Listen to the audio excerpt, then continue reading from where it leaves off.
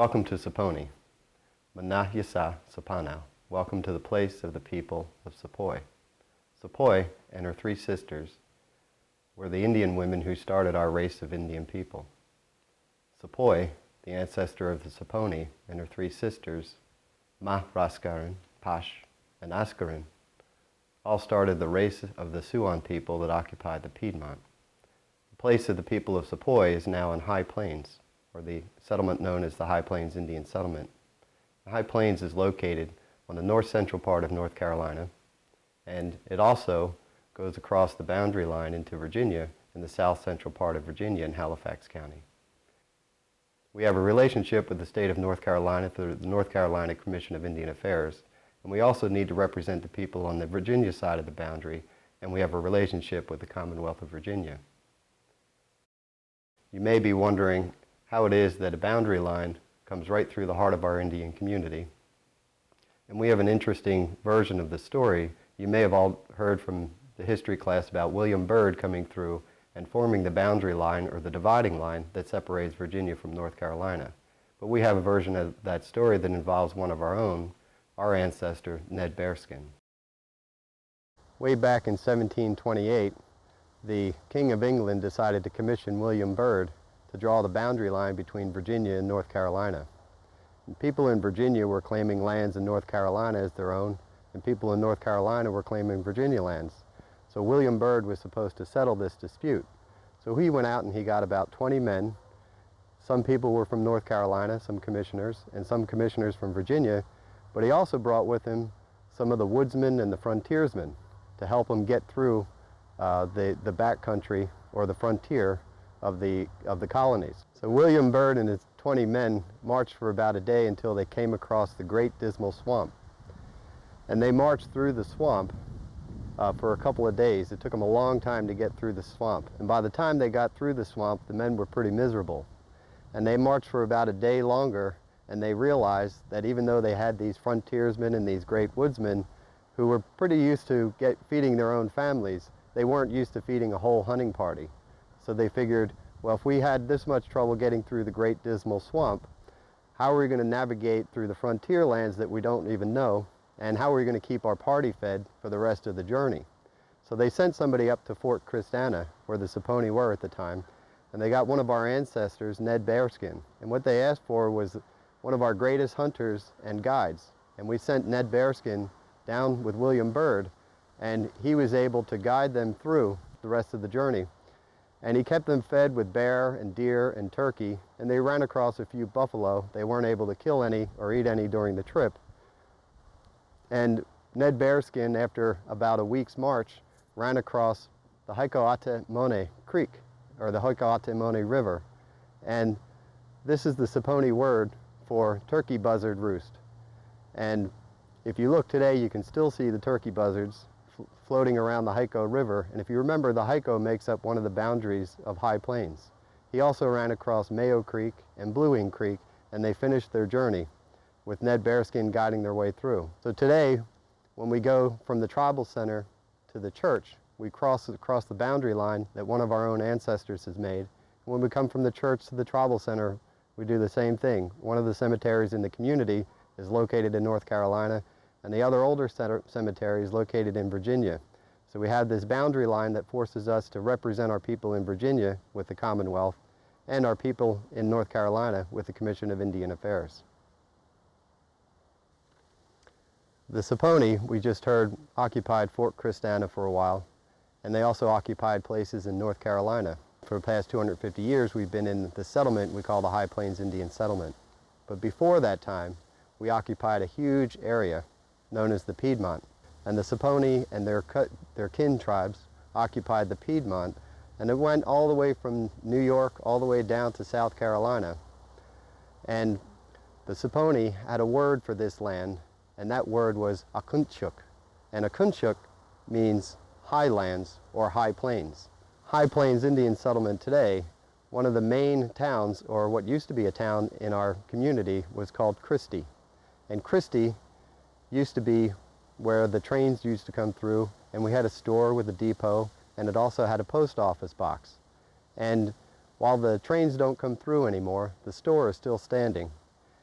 And this used to be a place where people in the community would come and gather and catch up on the latest news. So when they went to the store to get a soda, or they went to pick up their mail, or they went to watch the trains come in, Christie, where our tribal center is today, was the main social point of the community and the main point where you could even catch up on the latest gossip. And the name Christie has meaning within the Sappony, and we believe it comes from, or it's followed us from when we occupied Fort Christanna to our current settlement in High Plains. Fort Christanna was this huge five-sided structure that was in Virginia, and each of these sides was a football field in length, and at the corner of each of these sides was a bastion house with a cannon for protection. And the governor of Virginia set up this fort with the help of England, and he had the Sappony and their cousin tribes occupy the fort. This huge fort was a self-contained fort, and inside the fort we grew crops and we had livestock. And the reason the Sappony were gathered was for three reasons. The first reason was for trade. And the Sappony have a long history of serving as the middlemen for trade between the colonies. And the second reason was for protection. The Sappony were in and around the fort to protect the colony from hostile invasions or hostile Indians.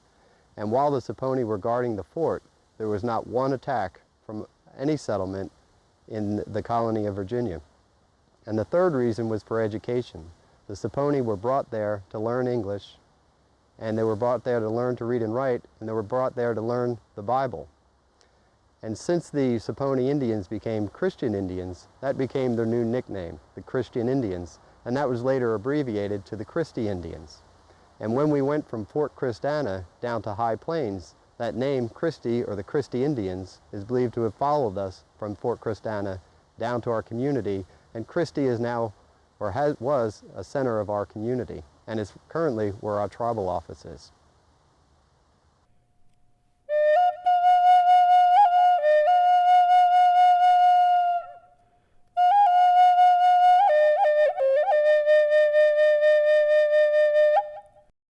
Everyone knows that we have a local government and we have a federal government, but not too many people know that Indian tribes have their own government. And with our 850 members, we have to have a way of managing and governing the activities and the organization. And the way we do that is we have a council that is comprised of 7 family representatives, and we have a chief and a chairperson. And these members are elected by the membership. You have to be an enrolled member to elect the council members. We organized our government around our community and core family structures. We have representatives from each of the 7 families: Colemans, the Epps, the Martins, the Johnsons, the Stewarts, the Shepherds, and the Tallies. And each family theoretically has a representative, and they also elect a chairperson and a chief. The council's objectives for the organization are carried out by an executive team, which consists of Dante Desiderio, who's our executive director, Julia Martin Phipps, who is our secretary, and myself, Charlene Martin, who is the treasurer. And we execute the policies and procedures of the organization, as well as any special initiatives that the council may have. For example, any governance changes, we try and coordinate and administer grants to make sure that they are in line with our objectives. And we also communicate with the different governments, the state and local governments, as well as the federal governments. What we found out in our research was that we didn't know it at the time, but our government is actually structured after our original Sappony leadership, whereby they had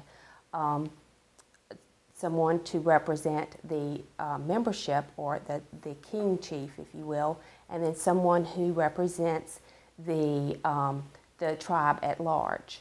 So we've actually, without knowing it at the time, have structured our government after our original ancestors.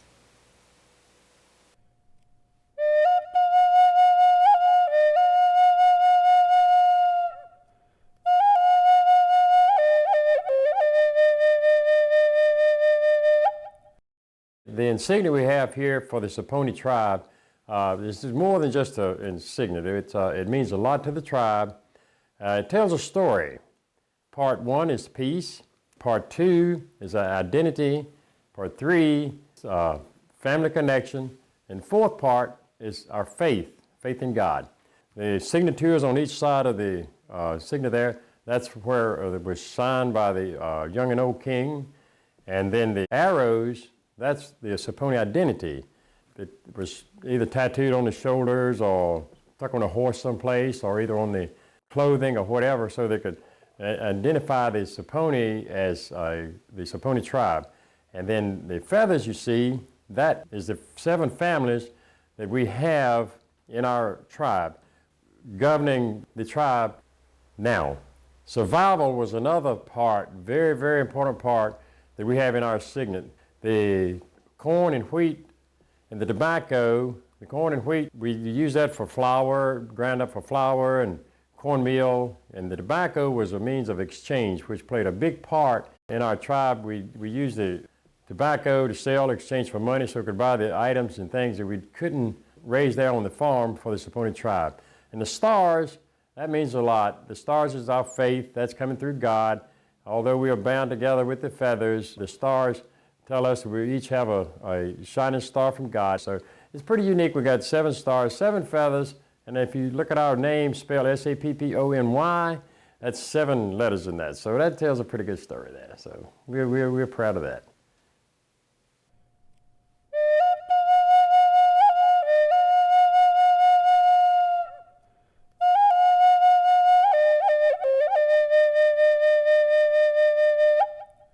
Tobacco was our main cash crop for the Sapponis. We of course we had our garden for vegetables, and we raised our stock, cows for beef and pigs for pork. Everyone in the community raised tobacco, and everyone helped each other in that crops. A lot of times if a farmer couldn't, tend his crop, he would call on his neighbor, and his neighbor would come by and help him out. The Sapponis were hard-working people, as well as a lot of other people. But it took a lot to raise tobacco. In other words, you had to go there, you had to prepare the land. It took about 6 different plowings to till the soil, and you had to plant the tobacco, you had to hoe it out, get all your weeds and all this thing out. You had to side it off, side it up.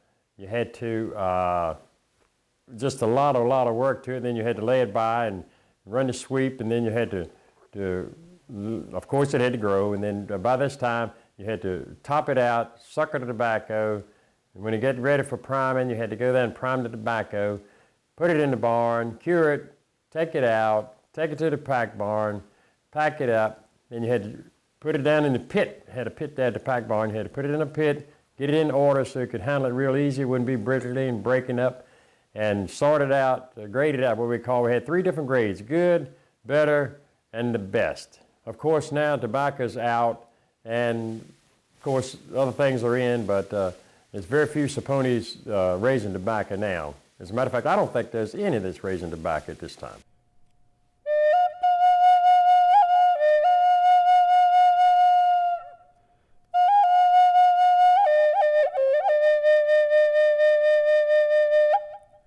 Faith has always been the cornerstone of our community here at High Plains.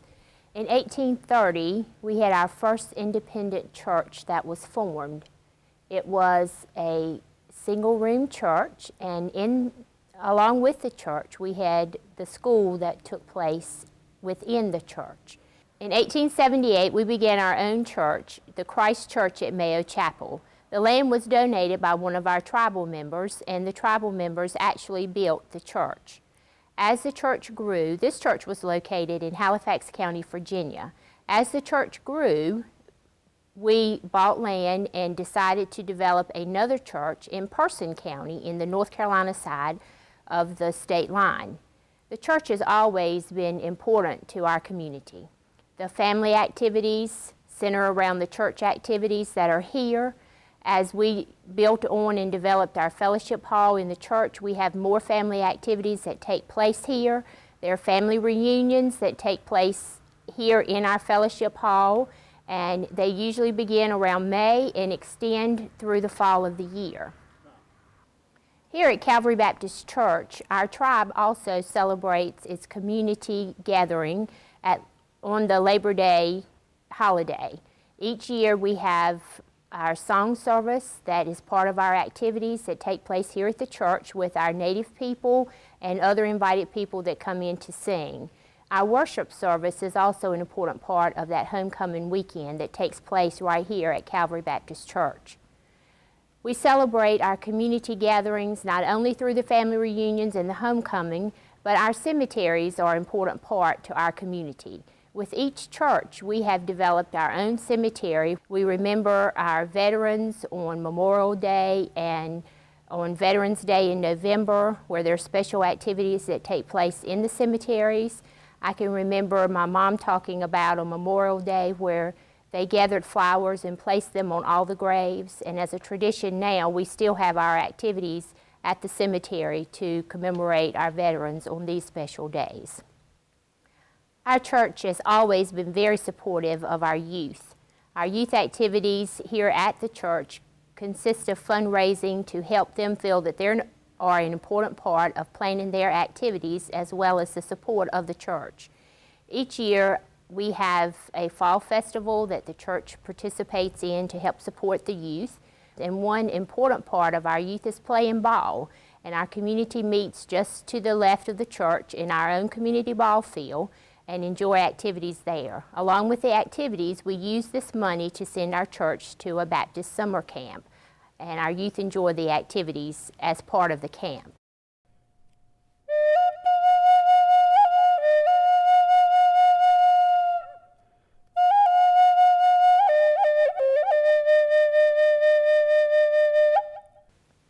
Another important landmark here in our community has always been our school. In 1878, our school was part of our Indian church, and the school met in a room at the church. The church and the school were both built by our own people. The land was donated by our own people. And then in 1888, we built our first school, and the school was known as the High Plains Indian School.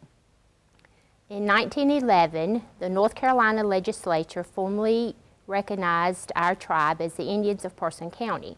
With this legislation, we were given assistance for our school.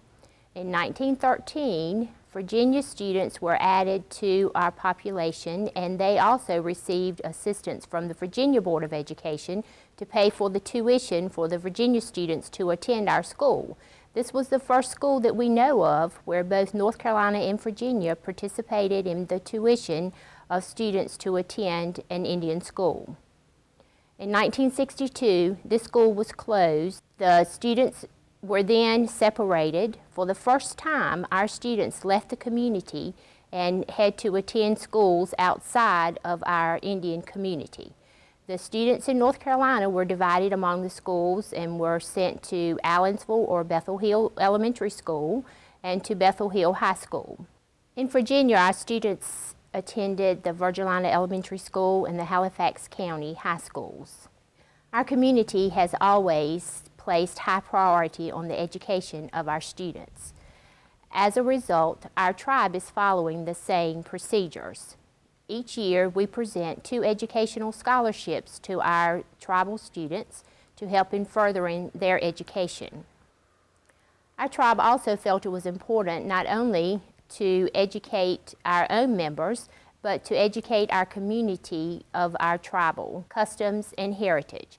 Therefore, we have a museum display in the Person County Museum of History in Roxborough that gives our history of our Sappony tribe on how it settled here in Person County, and it also includes displays of our church and our school.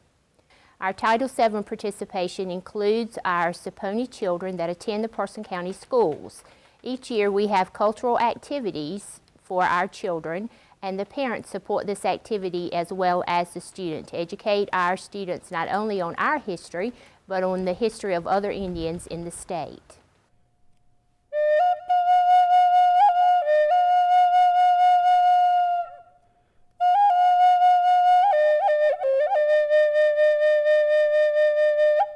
One of the biggest social opportunities that we provide to the tribe and the community is our annual homecoming event that takes place every year at on Labor Day weekend, and that weekend is chock full of, on Saturday, a lot of tribal events. That's when we have our elections, we have our gospel sing that highlights all of our local talent. We have usually some opportunities for the tribe to make money. We have sponsored dinners or lunches. We have just an opportunity for all of our members to get together and socialize and catch up. And we have them coming from as far away as Pennsylvania, or as far south as Georgia, or as far west as Michigan or California. So it is the highlight of the year. And then we also have core families in our community that have annual family reunions. And a lot of times we have a spring festival. It's become an annual event that we will have a spring festival, and it can be a gospel sing. It could be, like this past year, we had our famous boxed lunches, and that goes back to the days when they used to have the boxed lunches to raise money for the PTA for the High Plains schools. So, you know, for those that did not attend the school, like myself, that was a way to bring us back and, you know, let us share in some of those good memories that we had. And lastly, this is our second annual stew that we've sponsored. And the first year we kind of underestimated the famous family recipe, how far it would go, and we sold out. And this year we prepared a little better, and it is extremely successful.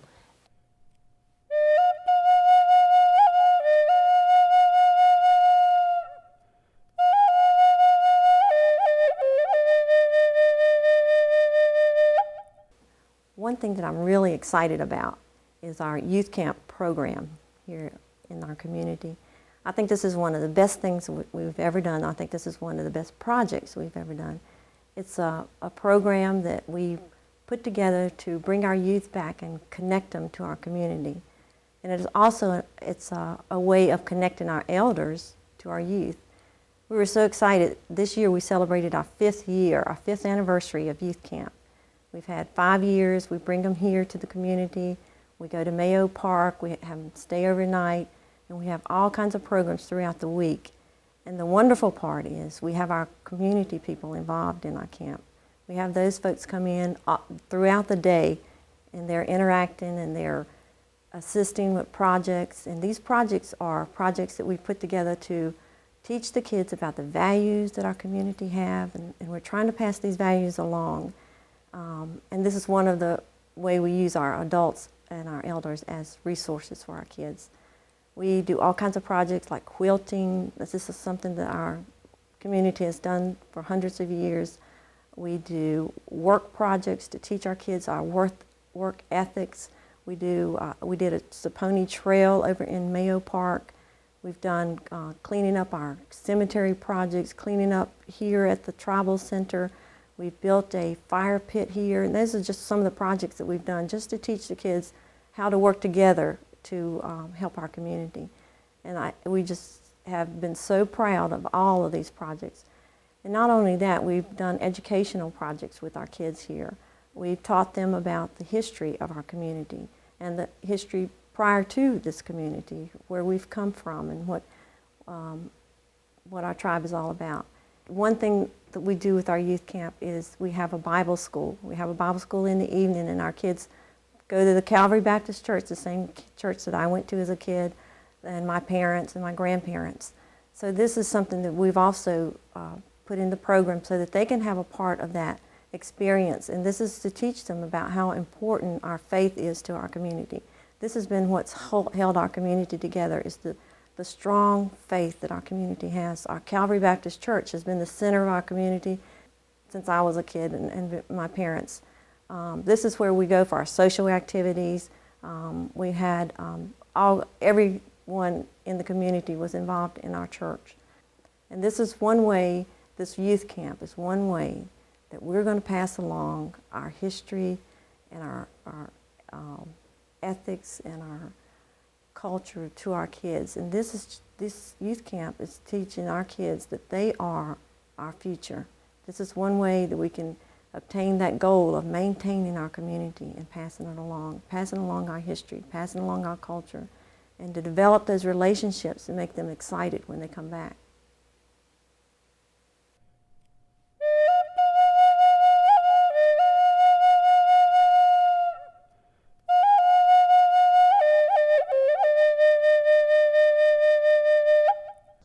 Thank you for visiting Christie. Thank you for visiting High Plains, or Kunchuk. And thank you for visiting the place of the people of Sepoy, or Mana Yasa Sapana.